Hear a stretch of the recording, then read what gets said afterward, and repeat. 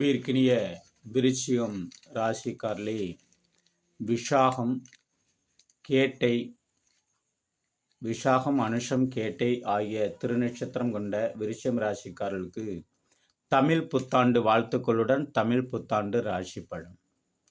ரோஷமிகு விருச்சிகம் ராசிக்காரர்களே, உங்களுடைய டென்ஷனை குறைப்பதற்காக குருவான் மாறி உங்களுடைய பாக்கியஸ்தானத்துக்கு வைகாசி மாதம் 12ஆம் தேதியே வந்து விடுகிறார். உங்களுடைய ராசி அதிபதி உங்களுக்கு புத்தி ஸ்தானத்தில் இருக்கிறார். உங்களுக்கு நல்ல புத்தியை கொடுப்பார். மன மகிழ்வை கொடுக்கக்கூடிய ஆண்டாக இருக்கிறது.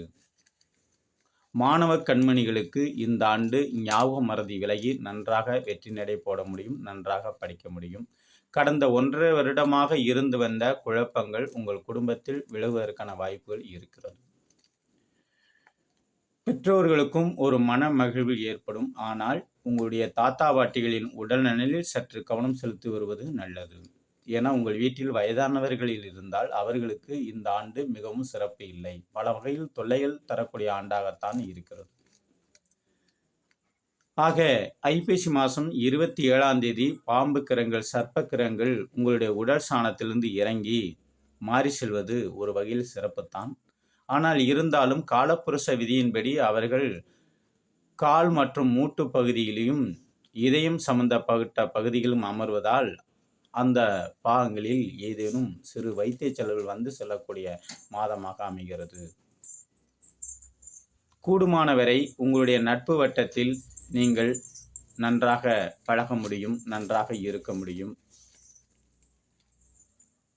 சொந்த தொழில் செய்பவர்களுக்கு உங்களுக்கு யோகங்கள் உண்டு. முதியோர்கள் உத்தியோகஸ்தர்களுக்கு உங்களுக்கு நன்மைகள் உண்டாகும். பெண்களாக இருந்தால் உங்களுக்கு நன்மைகள் உண்டு. எடுத்த காரியத்தில் வெற்றி நடை போடக்கூடிய ஆண்டாக இந்த ராசிக்காரர்களுக்கு இந்த ஆண்டு பிறக்கிறது. மிகவும் நன்மை தரக்கூடிய ஆண்டாகத்தான் இருக்கிறது. மன அமைதி குறைவதைப் போல் தோன்றும். ஆனால் கண்டிப்பாக மன அமைதிகள் ஏற்படும். கணவன் மனைவியிடையே இருந்து வந்த சிறு சிறு சலசலப்புகள் விலகக்கூடிய வருடமாக இந்த விருச்சிகம் ராசிக்காரர்களுக்கு இந்த ஆண்டு பிறக்கிறது. நண்பர்களாலும் சில நன்மைகள் உண்டாகும். நல்ல செய்திகள் தேடி வரும். குடுக்கல் வாங்கல் நிலைகள் சீராகும். புதிய வண்டி வாகனங்கள் வாங்கக்கூடிய ஒரு வருடமாக இருக்கிறது. பழைய வாகனத்தை கொடுத்துவிட்டு புதிய வாகனங்கள் வாங்கக்கூடிய வருடமாக அமைகிறது.